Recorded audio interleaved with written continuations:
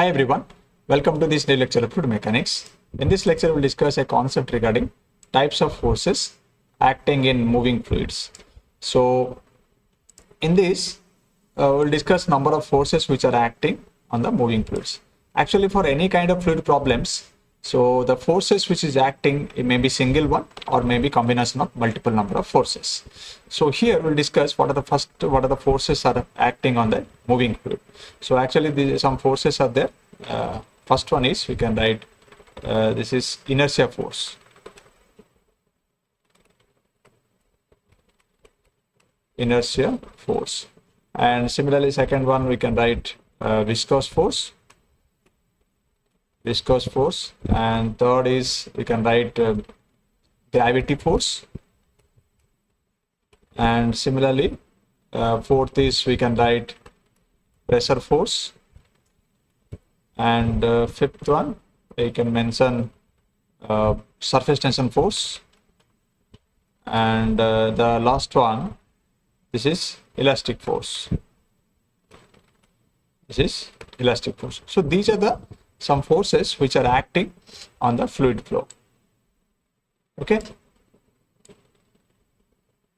Now, the question is coming into our mind is why these forces are, why this discussion is required on the types of forces. Actually, as an engineer, we need to know that what are the forces are acting on fluid flow, because for designing any kind of, let me give a highlight on this. So before designing, okay, so before designing various kind of systems, before designing, you can cite design various engineering systems. So what is the meaning of these engineering systems?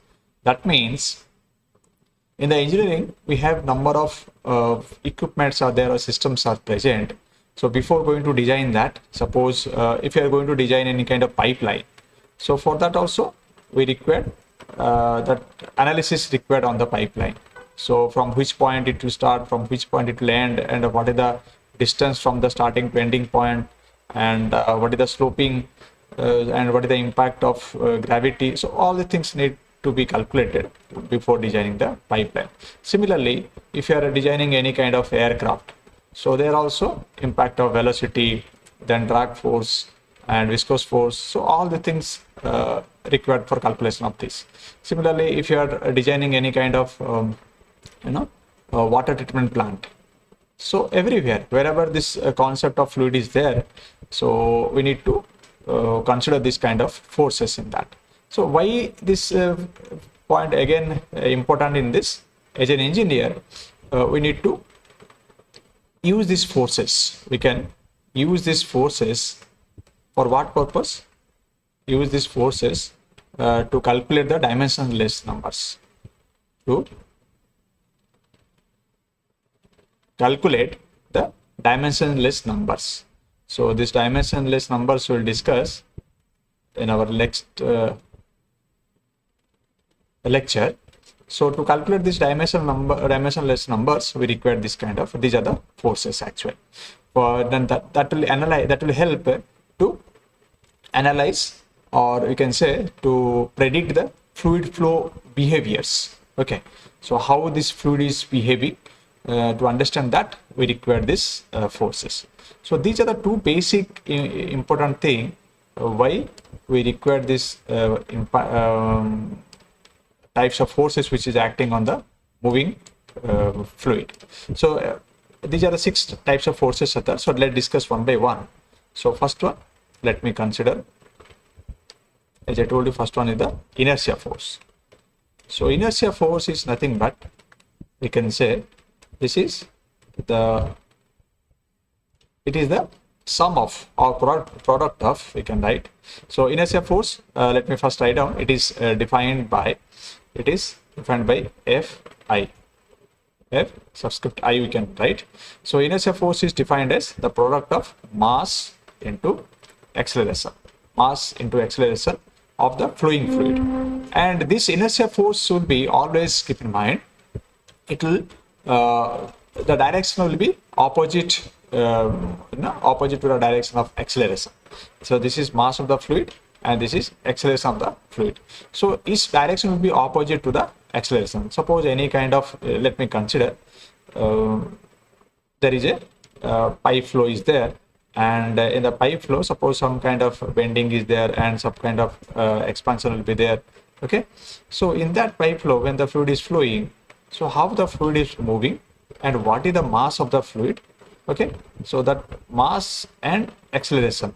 Okay, and this inertia force will be always act opposite to the acceleration. Okay, so for that we require this calculations. Or I can say one more example also I can give, like suppose a car is moving. Okay, a car is moving, so the inertia force which is we can say, we have designed some car like this, and as we know that car will move in this, like it can move in the forward direction as well as it can move in the reverse direction also, based on the our positions and the requirement we can do it. But when it is moving, the air which is flowing opposite to this one, so the inertia, so air inertia forces that applies, okay, to the car bodies, so that will be when it is car in motion, it will be in the reverse direction. So that is inertia force, which is always acting as a resistance, we can say, or we can say as a drag also. Either you can say it is acting like a resistance, or you can say it is a drag type. So this is the concept of inertia force. I hope you understand this one. So second one, let me write. Second one is very, very simple. This is viscous force. Already you have discussed a number of times regarding this viscous force.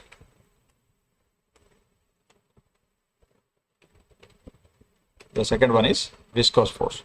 So viscous force also, again, similarly I can write like how I have mentioned the inertia force Fi. So here also you can say it is denoted by Fv, because V for viscous, so we can mark it as a Fv. So viscous force is very simple, because we already have discussed regarding our Newton's law of viscosity. If you have seen, when the fluid is moving, so let me first write how to determine this, or how to calculate this. So we can write Fv. The viscous force can be written, this equal to, this is the product of shear stress, this is the product of shear stress into, we can say, the surface area of the fluid flow. Okay, so we can write in this way, viscous force equal to tau into A. And similarly here what we have written, inertia force equal to mass into acceleration. And in this viscous force, suppose, yeah, I'll give you an example for this.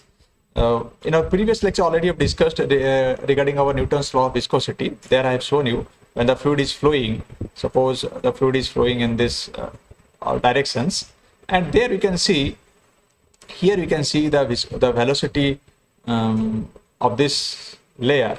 Okay, or you can say the force which is acting at this point. Okay, so that is going to be reduced slowly. So that means here what is the velocity will be there, that is going to be reduced when it is reaching to the boundary layer, at boundary level, because at this point the velocity value will be very negligible, or you can, it's nearly equal to 0, we can say. So as the layer will be improved, so the velocity value also increased. Okay, and it will be like, if you draw a curve for this, it will get like this curve. So here actually the viscous force is nothing but, we can say, that is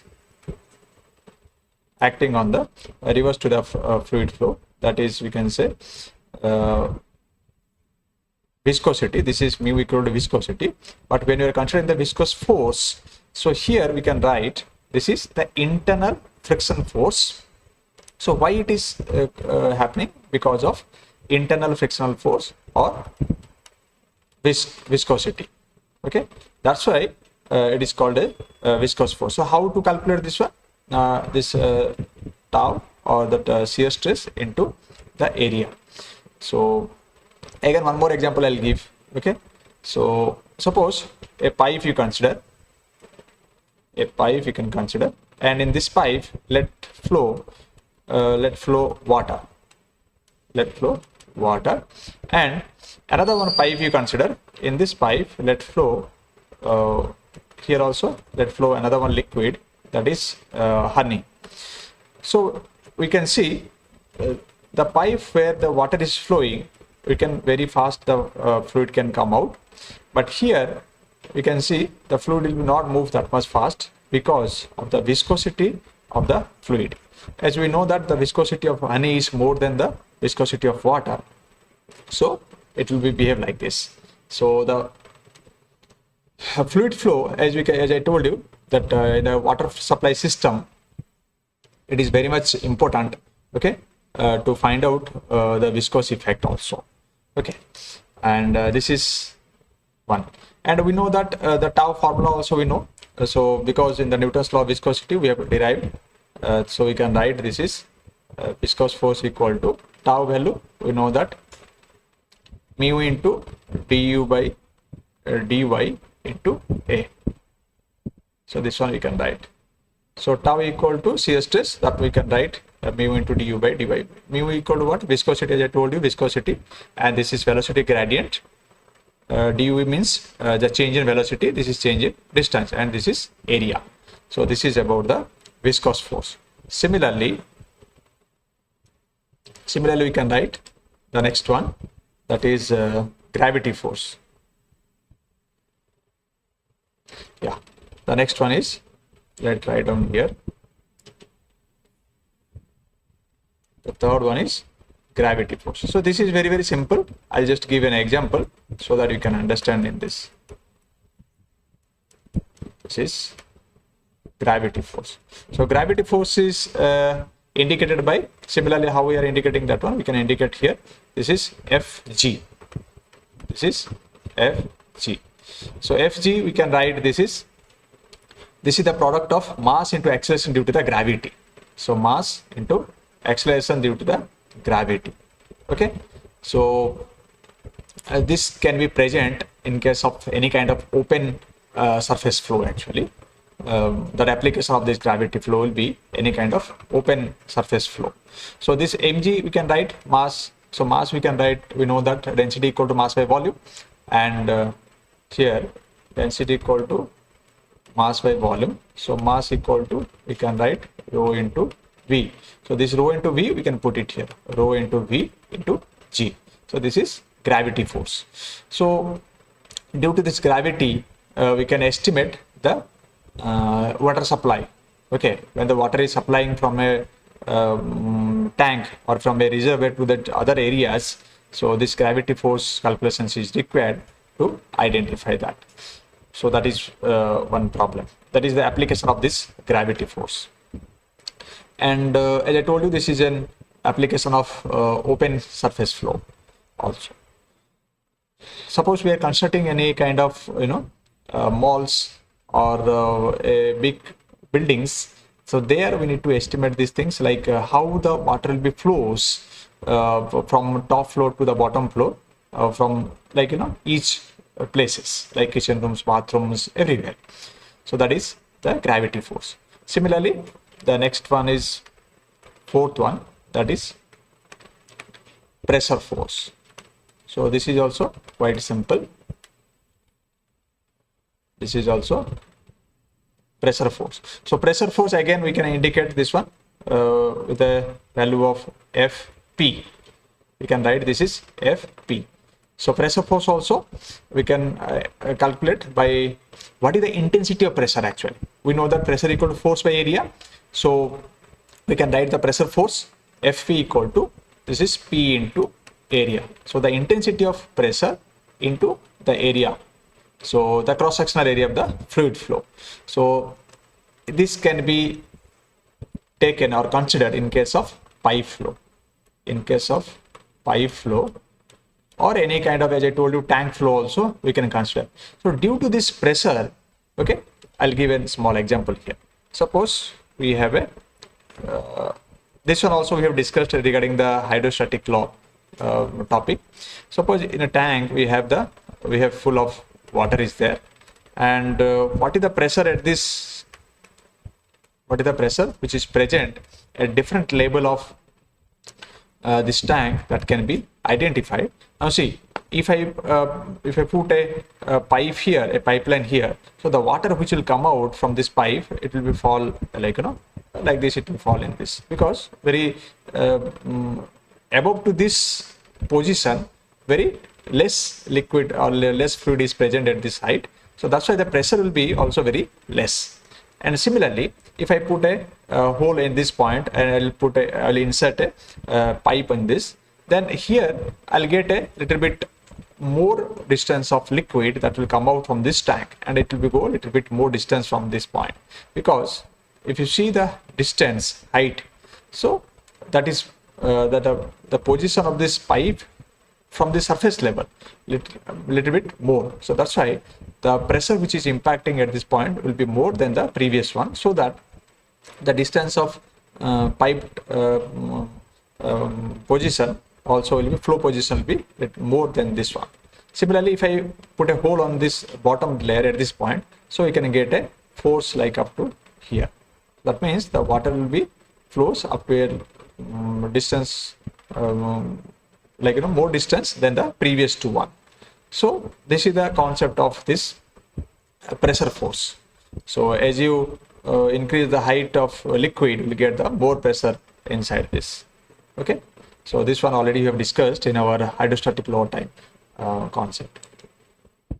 Okay, so the next one is, this is the fourth one, and the fifth one is very simple, that is surface tension force. Which is surface tension force. So let's write this surface tension force also.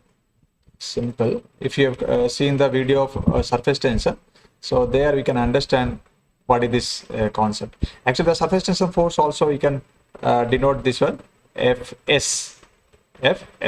And this can be calculated. It is we can write it is the product of the surface tension. So surface tension equal to sigma, and the length of the surface, and the length of the surface of the flowing fluid. What is the length of the surface? So that is L. So the surface tension actually we can consider. I can give an example so that you can understand in this.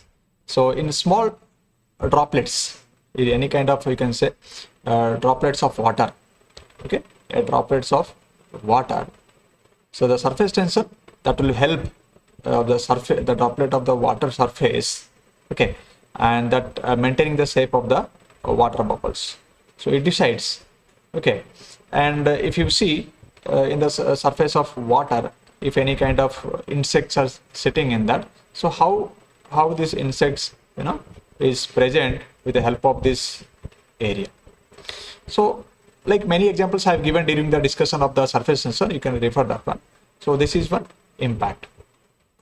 And as I told you that if you place a needle inside a surface or in the top surface level of this water, if you place gently like this, like very silently in the surface of this, then maybe the needle will be floated on the water surface. But in the same needle, if you put vertically in this, then it may be submerged in the water.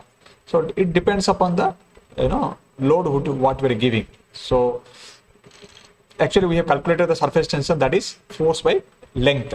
Okay, surface tension, that is force by length. So surface tension force is nothing but we can write surface tension into the length. So this is one of the example in that. So next one is we have the elastic force. Next one is we have the elastic force. So this is also very simple. So actually this is here also you can write force Fe. So it is denoted by Fe, and we can write this is the equal to the product of elastic stress. That is elastic stress, we can write E, elastic stress into the area of the fluid flow. Okay, so we can write the elastic force equal to the elastic stress into the area of the fluid flow. So any kind of compressible, suppose if you consider any kind of compressible fluid, okay, so there we can see whether the fluid is compressible or not. And when you are compressing the fluid, so that also depends. Suppose air is there, we can compress that one. Okay, so what is the electric forces coming to the picture of this air? So that need to be checked. And suppose if your a balloon is there, and if you're inserting the air inside the balloon, and how it is expanding, how much it can be expanded, so that also one kind of study in the elastic forces. So these are the different type of forces which is acting in our fluid flows. So if you can see, everywhere the fluid flow concepts are there. So this concept is, or this topic is very much essential to understand why these forces are acting on the moving fluid and why it is important actually. So it may be single forces may be present, or we can, as I told you, that it can be considered multiple forces can be considered. Either single forces can be given in impact, or you can say the multiple forces also. Multiple forces can be also given an impact on the fluid flow. So I hope you understand this concept of forces acting on the moving fluid. Still, if you are having any doubt regarding this, you can give a comment on the comment box. Thank you.